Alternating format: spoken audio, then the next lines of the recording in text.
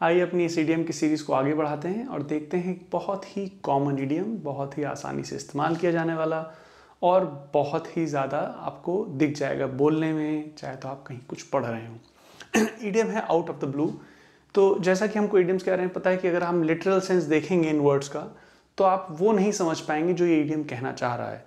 तो out of the blue से आप शायद समझ सकते हैं नीले से कुछ अचानक, या नीले से अचानक भी नहीं है यहाँ से, तो नीले से कुछ बाहर, कुछ है नहीं इसका मतलब अगर आप लिटरल सेंस में देखेंगे।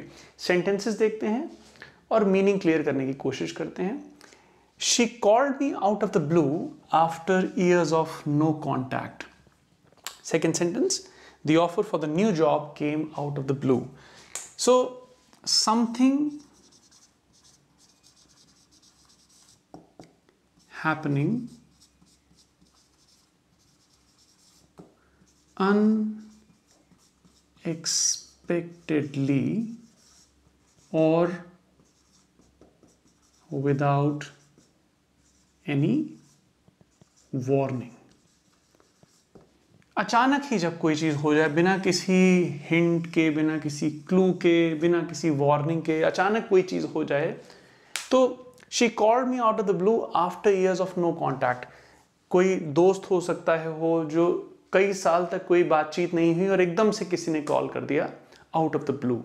कोई आपको पता नहीं चला। आप मान लीजिए आपकी किसी रिश्तेदार से कभी बात हुई नहीं, 15-20 साल हो गए और अचानक आप कॉल कर दें या आपको कॉल आ जाए, तो you can in this context you can use she called me और they called me out of the blue.